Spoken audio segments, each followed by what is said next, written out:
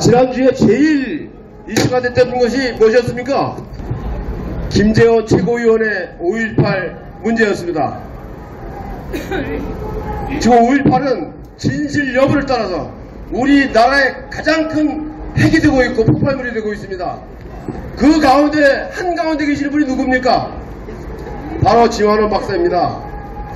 그래서 우리는 지완원 박사님과 뜻을 같이 하기 위해서 오늘부터 기획 시리즈로 지완원 박사의 옥중 서신을 요약해서 나오는 대로 여러분께 들려드리고자 합니다. 그것이 같이 동참하는 길이고 같이 애국하는 길이고 같이 투쟁하는 길입니다. 동의하십니까?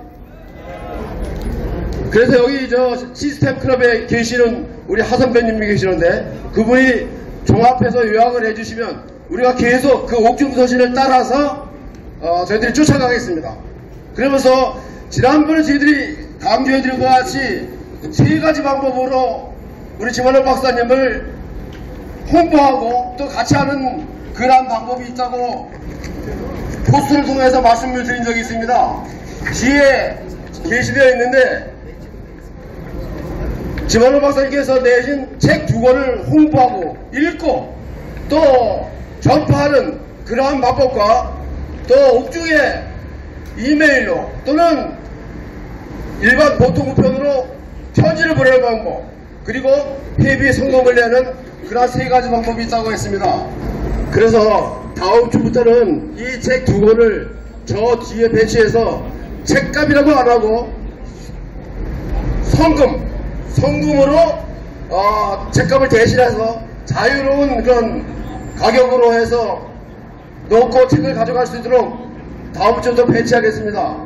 그래서 많이 구매해 주시고 많이 전파하시고 많이 읽어주시기 바랍니다. 오늘 그 첫 번째 순서로 지완원 선배님의 처음 들어가실 때 구속되실 때 남기신 말이 있습니다. 그 말씀을 되새기는 의미에서 그 내용을 요약했습니다. 오늘 나오실 분은 우리 일파파의 보도국장 아자 기자님입니다. 우리들은 대기자라고 부르시는데 오늘 박수를 크게 쳐주시면은 사진 찍을 때마다 사진 중앙에 넣어드리겠습니다. 많은 박수를 보냅니다. 앞으로 여성 동무들이 많이 나오실 겁니다. 올라오십시오. 아자 대기자이십니다. 대기자이십니다. 박수 한번 보내주십시오. 네, 안녕하세요. 조마저입니다. 제목은 교도소로 가면서. 제가 교도소에 가는 것은 다음과 같은 의미가 있습니다. 지금 대한민국은 김정은파, 주사파, 전라도 3.1체에 의해 지배를 당하고 있습니다. 5.18이 북괴군에 의해 저질러진 사실이 밝혀지면 첫째로 북괴는 전분국이 됩니다. 유엔 사법재판소에 서야 하고 중대 범죄입니다. 둘째로 전라도의 이권이 모두 사라집니다. 전라도는 그동안의 행포로 인해 세상의 지탄을 받게 됩니다. 셋째로 사실상의 남로당인 주사파 세력이 이 땅에 발붙일 명분이 사라집니다. 그래서 저들은 온갖 무리수와 불법을 동원하여 저 지만원을 구속하는 겁니다. 지금과 같은 세상에 생각이 다르다고 감옥에 보내는 나라가 이 지구상에 또 어디에 있겠습니까? 대통령은 바뀌었지만 이 나라는 사회 구석구석에 깊이 뿌리내린 공산 집단이 지배하고 있습니다. 저는 이 뿌리 중심을 캐려고 칼을 받은 것입니다. 그리고 김영수와 노정희가 지배하는 대법원이 저지른 불법사항 세 가지는 다음과 같습니다. 첫째는 담당 재판부를 기만하였습니다. 대법원은 저에게 담당 재판부는 제2부라고 통보해 주었습니다. 그래서 저는 모든 문서를 제2부에 제출했는데 실제로 심판을 하고 판결문을 작성한 것은 제3부였습니다. 제3부의 주심은 골수좌파 노정이었습니다. 이것은 대법원이 의도적으로 조작한 것으로서 사기에 해당하는 범죄입니다. 둘째로 북한 개입이라는 표현은 2012년 대법원에서 이미 무죄로 최종 판결을 한 사안입니다. 또한 2022년 서울 남부지검에서도 이 부분은 학설로 분류하여 불기소 처분을 하였습니다. 이에 더하여 5.18 진상조사위원회에서는 북한군 개입이 이 사실인가에 대부분 조사하는 활동을 진행하고 있습니다. 그런데 김명수와 노정희 대법원은 조사위원회의 조사가 진행 중임에도 불구하고 북한군의 개입은 절대 없었다고 판결하고 저까지 2년형을 선고하였습니다. 저에게. 이는 조사위원회의 직무를 무시한 월권 행위입니다. 2023년 대법원은 일사부재리 원칙을 유린하여 2012년의 대법원 판결을 뒤엎을 뿐 아니라 조사위 권한을 무시한 월권 행위를 한 것입니다. 셋째로 5.18 작전은 북괴가 수행했다는 결정적 증거 42개는 이미 모든 재판부에 지출되어 있습니다. 그런데 모든 재판부가 이를 검토도 하지 않고 무시하였습니다. 그들은 5.18은 민주화운동으로 이미 결정되었기 때문에 북한군은 절대로 개입하지 않았다고 터무니없는 억지를 쓰면서 확정 판결을 하였습니다. 재판부가 북한군 개입을 탄핵하려면 그 절차는 오직 하나뿐입니다. 그것은 42개의 결정적 증거 모두를 무력화하는 것입니다. 그 전에 재판부는 이 당연한 법 절차를 완전히 무시하였습니다. 이는 재판부가 아니라 강도 행위입니다. 다음으로 수용에 임하는 저의 심정을 말씀드립니다.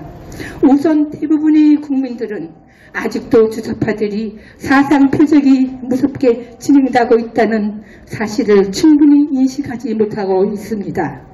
저는 애국 국민들로 하여금 5.18 세력들에게 점령당한 사상적 영토를 수복할 수 있는 미사일 2개를 제작하였습니다.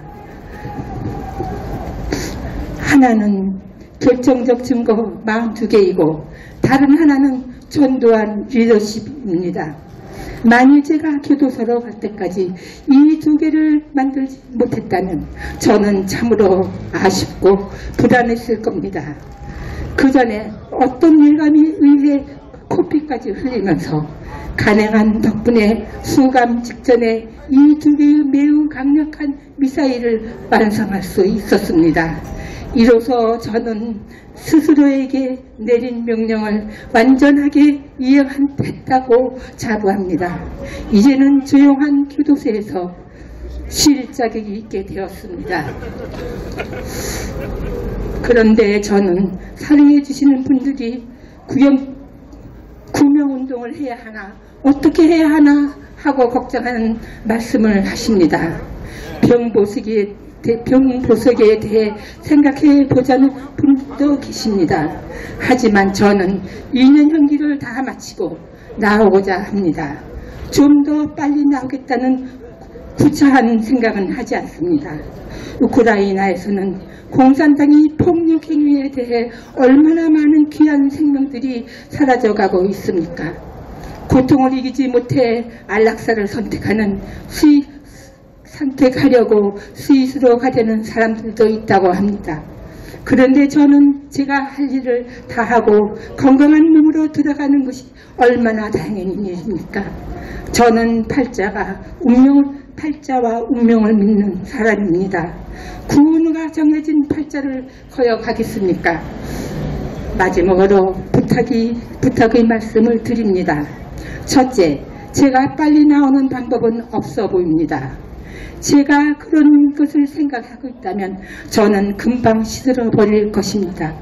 그러나 저를 사랑하시는 모든 분들은 오로지 전두환 리더십과 북한의 5.18 작전이라는 2개의 미사일을 많이 퍼뜨려 주시기 바랍니다.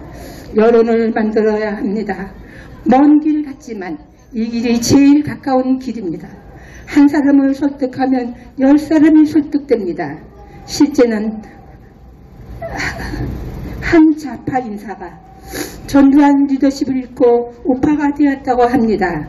둘째로 국힘당 대통령실 법무부 사람들이 5.18을 헌법 전문에 넣겠다는 말을 함부로 합니다.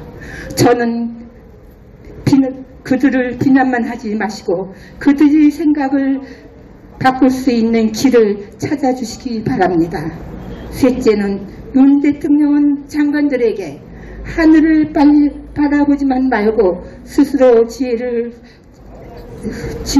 짜서 대책을 찾으라고 당부하셨습니다.